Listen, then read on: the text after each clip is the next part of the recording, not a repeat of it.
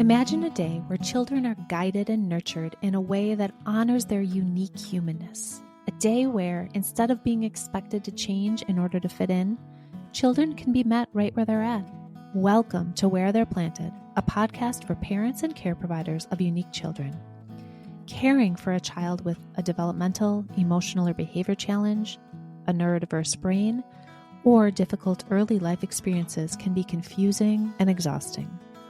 On this podcast, we'll help your child flourish and strengthen their roots by helping you not only understand them, but also gain the skills to help them bloom where they're planted.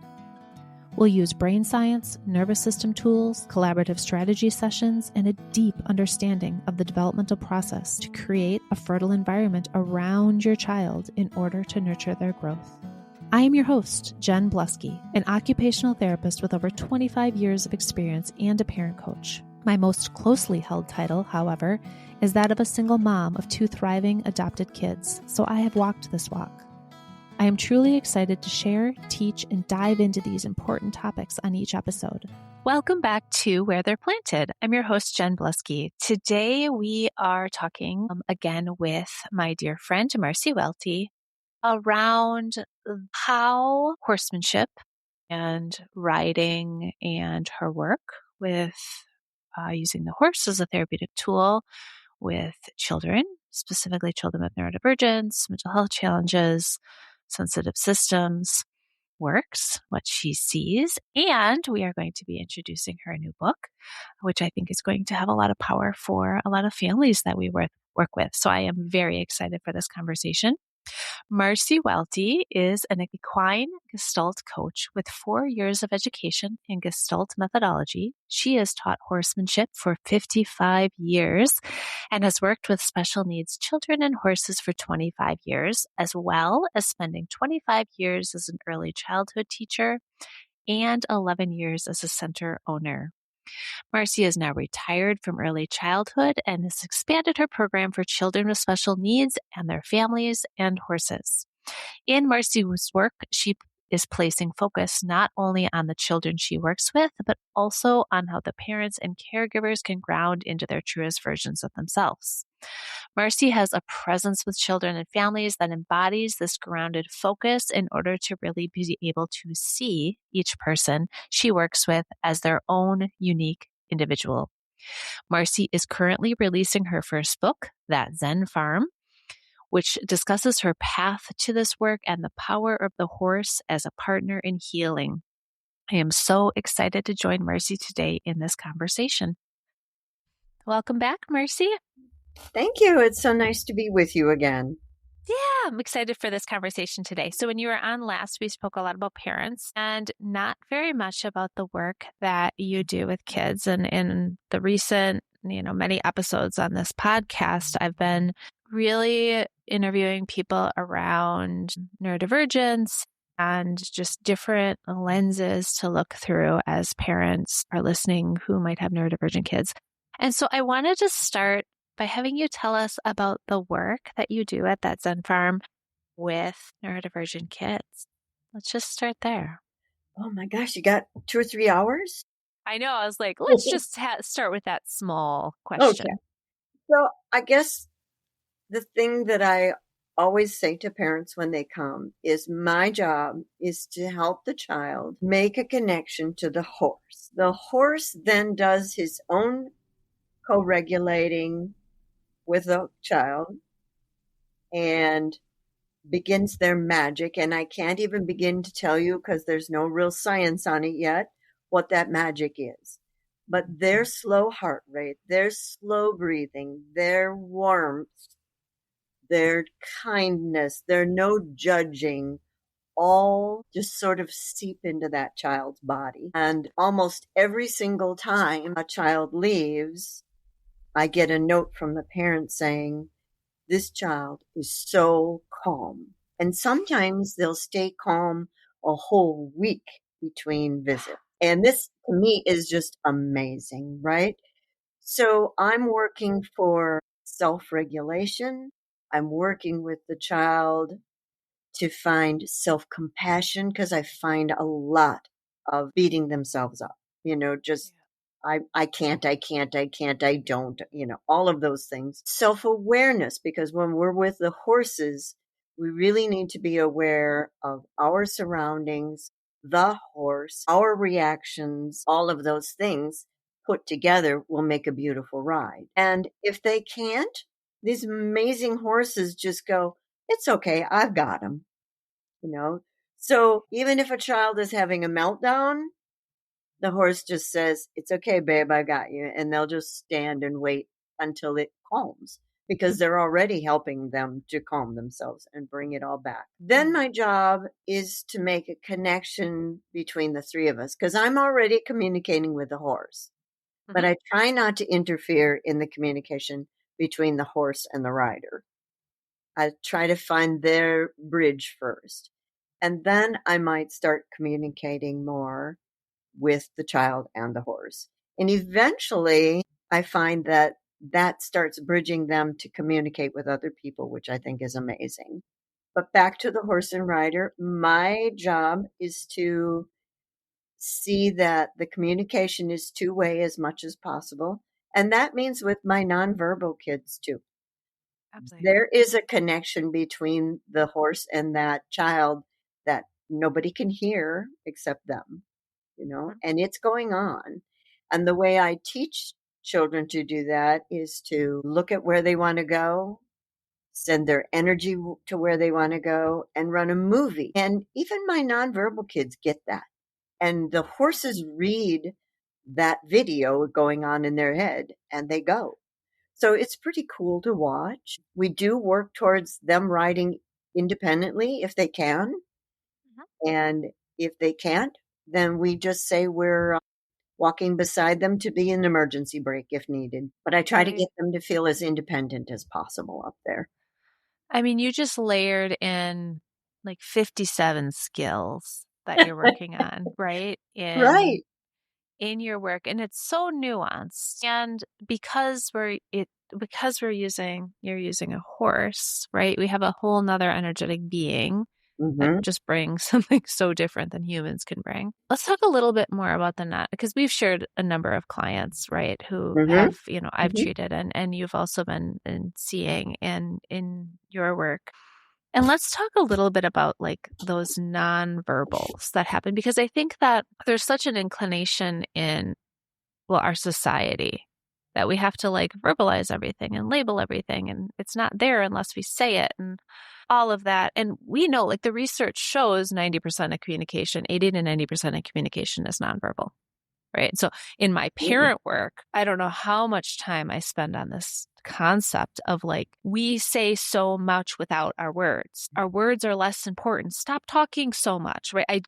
I mean, I am always having that conversation with parents. And so, how you alluded to the fact that so much of this happens nonverbally with the horse, because by default, the horses are nonverbal, right? Whether the child is or not, the horses are. So what do you see changing with kids in their communication when they've spent some time in your work? The first thing I notice is they start making eye contact with me. They make eye contact with the horse first. Most of the children, we have them groom the horse first, so they're right at eye level with that horse.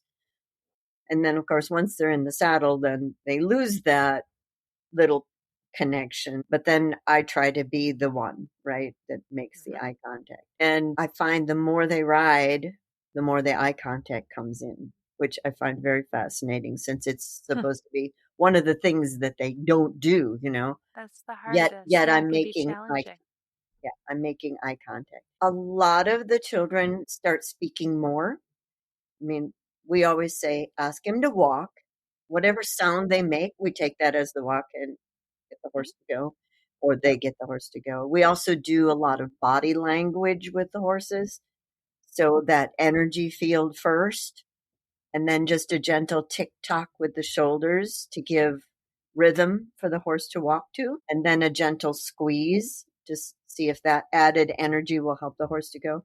So they start really focusing on parts of their body that maybe they don't pay attention to any other time. I love that when they learn a new word, it just shines. They feel so proud of themselves, right? To say walk. Yeah. right? And the And power of saying walk. and the horse goes, right? Because they And have they're a like, giant horse. Yeah. holy cow, there's something to this speech thing, Right? Yeah. Like connecting those dots. Yeah. So just, I mean, and everyone is different in the way that they present. So I have a young girl who was terrified when she started. Absolutely horses are this little tiny thing in a picture, right? Oh, yeah. Mm-hmm. Suddenly there's a 900-pound animal standing in front of her. Absolutely terrified. The first 3 lessons, we didn't even get her close to the horse. She was in the arena with the horse. Horse was kind of following her around, but that was even terrifying. If you knew Billy Bob, you know he moves at the snail pace. I do know Billy Bob. Yes, he's do. Yeah, we love him for that. And the 3rd time or the 4th time she got on, I said, give her pictures to look at, run videos for her to see that this is what we do. We get on the horse. Mm-hmm. Well, that worked because she pretty much climbed right up there. And now we don't even mess around with brushing. She wants on that horse. Right? And she's building up her time. There's a lot of stimulation going on, right? Yeah. And it feels so good. And then they hit this wall. They got to get off. And I totally agree with that, right? Yep.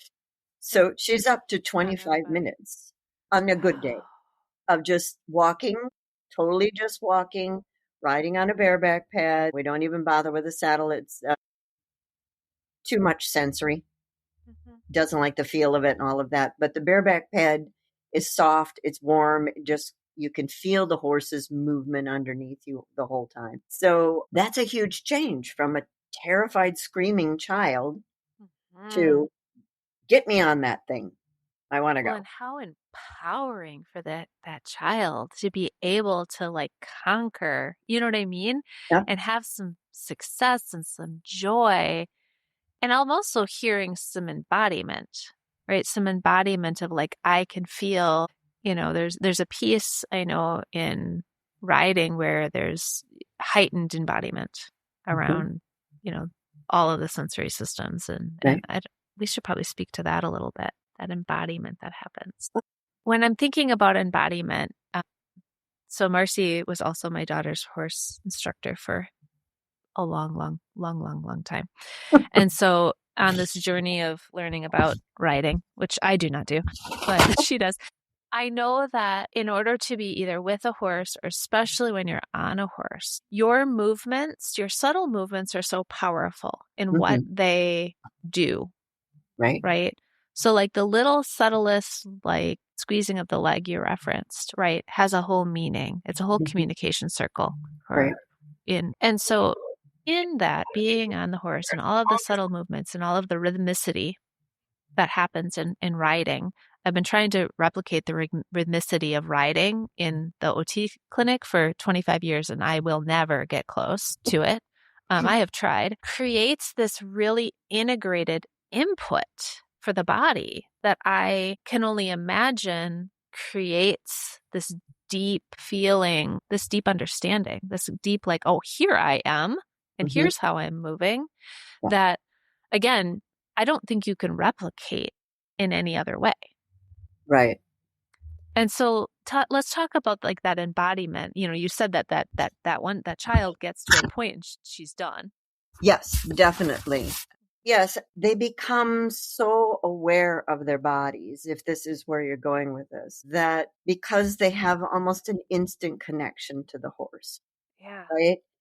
Because they do something and the horse does something, right? And they go, oh, this works, right? So one little girl comes in and she just starts wiggling her shoulders right away because she's trying to skip step 1. And the horse kind of looks at it like, should I go? And I'm like, well, let me take her back a step and see if we can get the other step in first. Because it's hard to explain to them that there are varying degrees of pressure that we want the horse. We want them to start with minimal and work our way up. They just go, that works. Right. I know when I do that, the horse goes.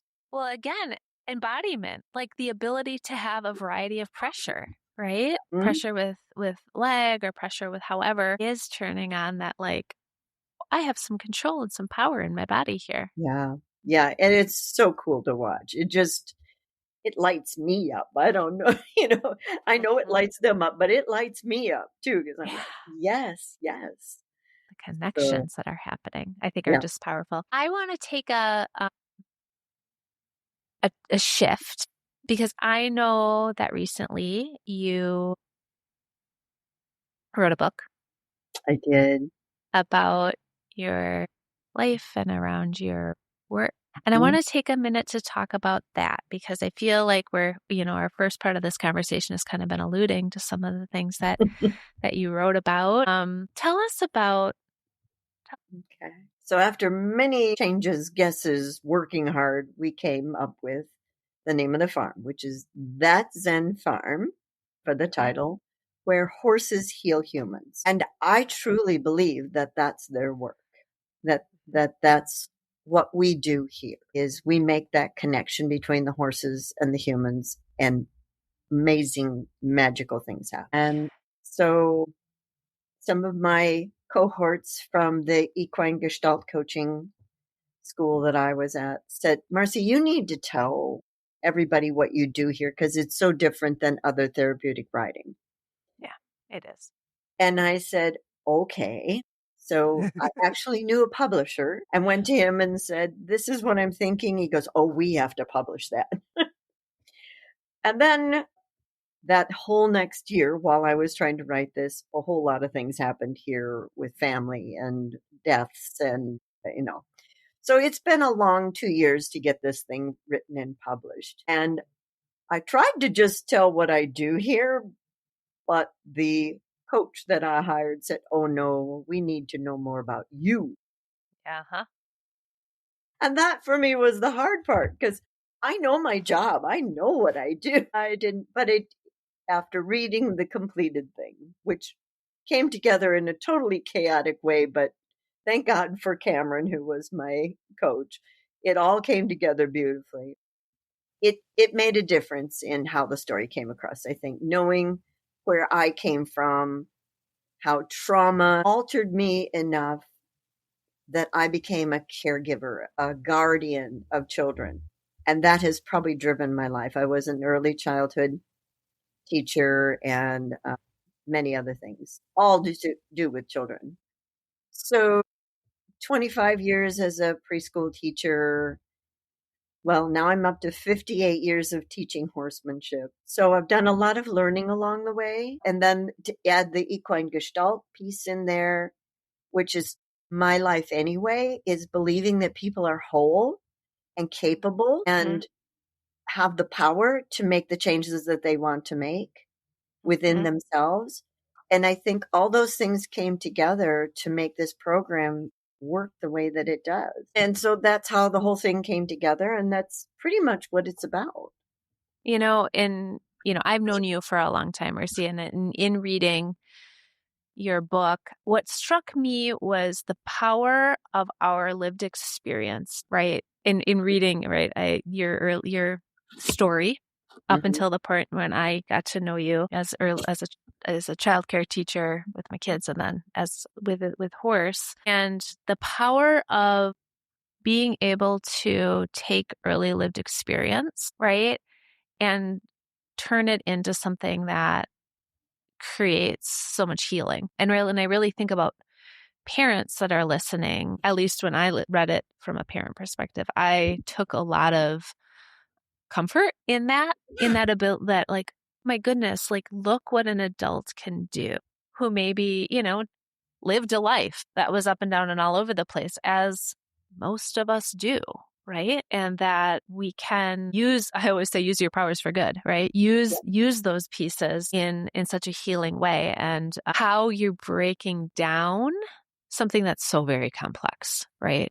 In the book, right? Just breaking down, like, your gestalt work is just so complex. And then when you talk about, the nervous system and working with kids with neurodivergence and how you integrate all that in, what pieces of, I guess the question I'm asking is what, as, people out there who might come in and read your book, what are you hoping people pull from it? I think you summed it up beautifully, is that no matter what we're handed, we have the choice to let it ruin us, quote unquote, or make us better and bigger and more embracing of the good things in life. And that it sounds funny, but it doesn't matter to me who you are when you walk in the door. If I can help you become who you want to be, who you have all the chances in the world to be, maybe my door is the one that will open it for you, right? Or my way of being with people, my way of showing you how the horse world can help you, right? I guess that's what I'm looking for, that the way I see horses and humans can help people step into a better way for themselves.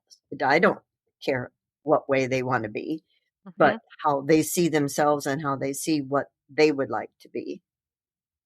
Because I can see the potential. I'm just waiting for you to see your potential, right?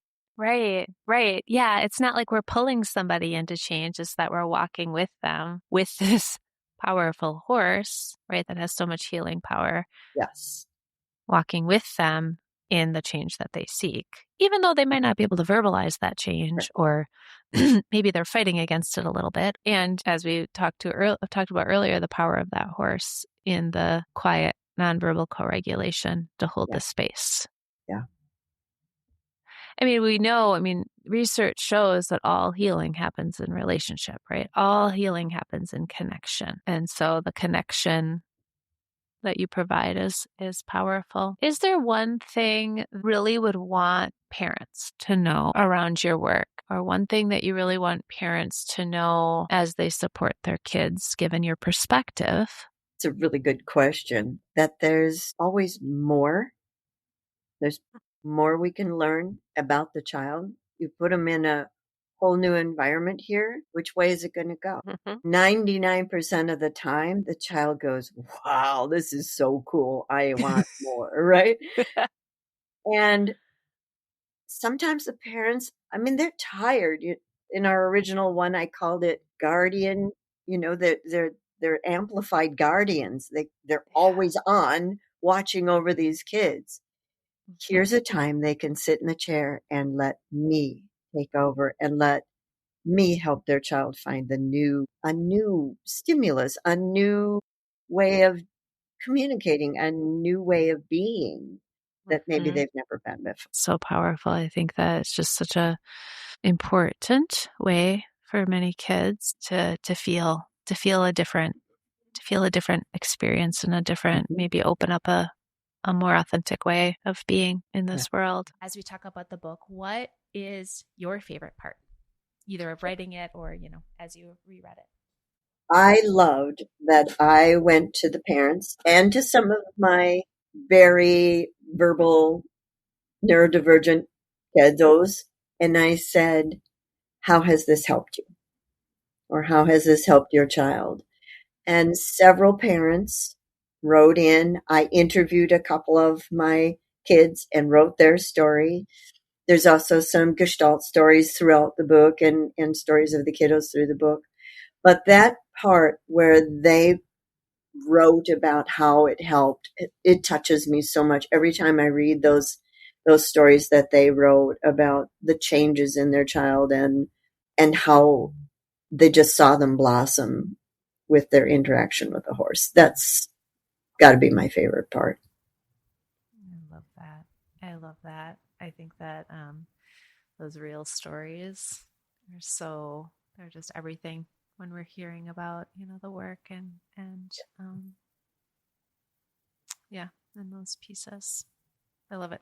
Marcy, where can people find your book, That Zen Farm? It's on Amazon. It will be Barnes & Noble, the Soup Publishing Company, SOOP, media company also has it. I will be having a book signing party, and I will have books here. That's on July 25th of this year. In